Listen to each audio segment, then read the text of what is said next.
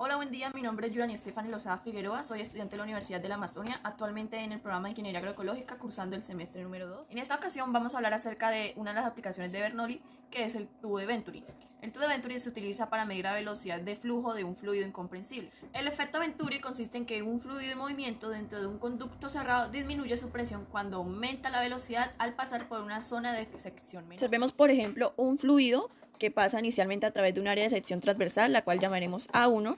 Esta es un área de sección transversal mucho mayor que el área de sección transversal A2. Lo que nos dice Venturi es que al pasar esta área de sección A1 por el área de sección A2, no solo aumenta su velocidad de acuerdo a la ecuación de continuidad, es decir, la velocidad en sub 1 es mucho menor que la velocidad en sub 2, sino que no solamente eso, sino que también disminuye la presión. Si consideramos, por ejemplo, este punto 1 y este punto 2, entonces presión en 1 va a ser menor que la presión en 2. Eso es lo que nos dice Venturi y eso es lo que podemos ver por la altura de los niveles del líquido. Tenemos entonces la presión 1 y la presión 2.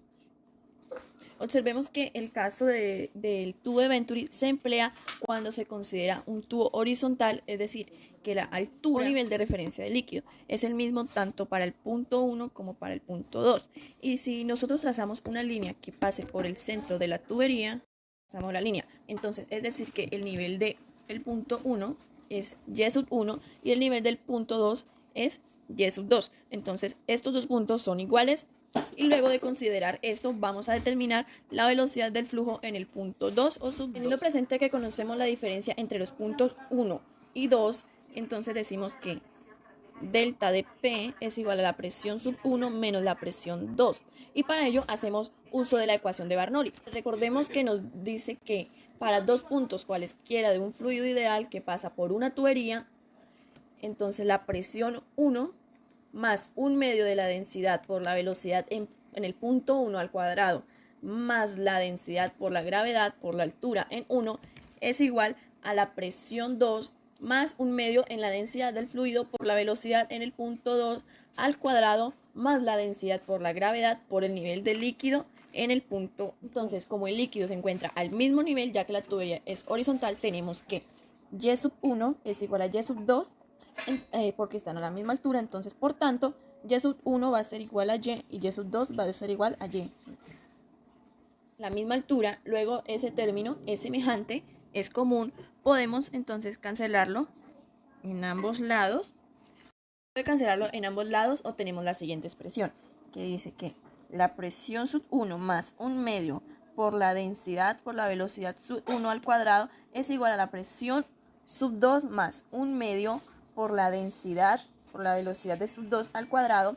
Entonces recordemos que esta primera ecuación la denotamos como la primera ecuación de continuidad, el área de la sección transversal sub 1 por la velocidad sub 1, entonces va a ser igual al área de la sección transversal sub 2 por la velocidad sub 2, considerando un fluido ideal que se mueve entonces a velocidad constante y entonces esa ecuación la denotamos como la número 2. Esa ecuación obtenemos que la velocidad sub 1 es igual entonces al área sub 2 sobre el área sub 1 por la velocidad sub 2. Entonces esta ecuación la denotamos como la tercera y de esta obtenemos que la presión, tenemos entonces el paso 3 en 1, donde la presión sub 1 más un medio por la densidad por la velocidad, que es un medio, entonces el área sub 2 sobre el área sub 1 por la velocidad sub 2, todo esto al cuadrado.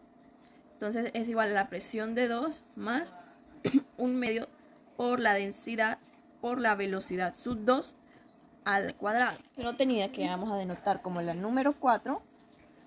Vamos a despejar la variable velocidad en el punto 2.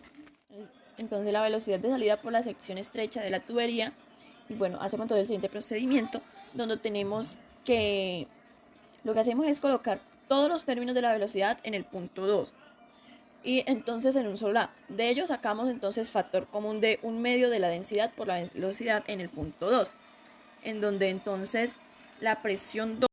Y entonces decimos que la presión sub 2 es mucho menor que la presión sub 1, ya que la presión sub 1 es mayor que entonces la velocidad en el punto 2 es mucho mayor que la velocidad en el punto 1.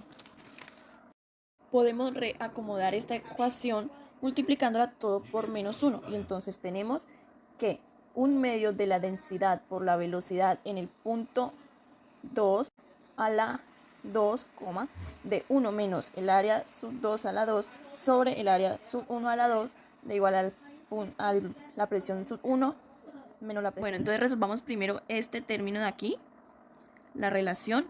Entonces decimos que 1 menos a sub 2 al cuadrado sobre a sub 1 al cuadrado, esto es igual a, dado esto tenemos como resultado el área sub 1 al cuadrado menos el área sub 2 al cuadrado, todo esto sobre el área sub 1 al cuadrado. Tenemos que esto es igual a 1/2 por la densidad por la velocidad sub 2 al cuadrado por el área sub 1 al cuadrado menos el área sub 2 al cuadrado, todo esto sobre el área sub 1 al cuadrado. Podemos despejar la variable sub 2 sacando raíz cuadrada y nos quedará de la siguiente manera. Entonces esto es igual a velocidad sub 2 da igual al área sub 1 por la raíz cuadrada de 2 por la diferencia de presiones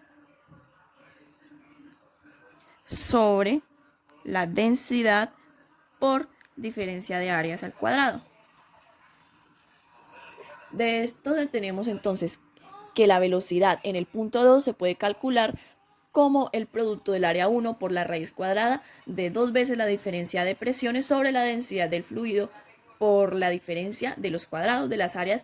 Y la ecuación obtenida en número 5 nos permite entonces determinar la velocidad de salida del fluido de la tubería en su sección más estrecha. De modo similar podemos determinar la velocidad en el punto 1, es decir, en el área de sección transversal mayor. Es un procedimiento similar para determinar la velocidad en el punto 2 del fluido que pasa por la tubería. Entonces que si deseamos conocer la velocidad en el punto 1, esa se determinaría como igual al área, siendo así la velocidad en el punto 1 igual al área en el punto 2 por la raíz cuadrada de 2 veces la diferencia de presión sobre la densidad por la diferencia de áreas al cuadrado.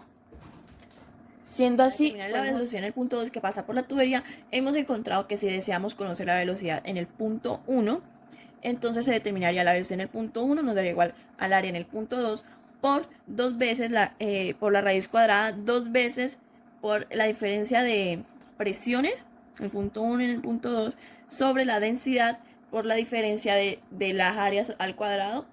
De esto podemos podemos observar las similitudes de ambas ecuaciones, donde se diferencian en su velocidad en el punto 2 y acá velocidad en el punto 1, referente al área en el punto 1 y referente al punto 2. Una pequeña explicación de cómo utilizamos el tubo de Venturi. Recuerden que el tubo de Venturi se utiliza para medir la velocidad de un fluido incomprensible, haciendo uso de una de las aplicaciones de Bernoulli. El tubo de Venturi consiste en que un fluido en movimiento dentro de un conducto cerrado disminuye su presión al aumentar la velocidad después de pasar por una zona de sección menor.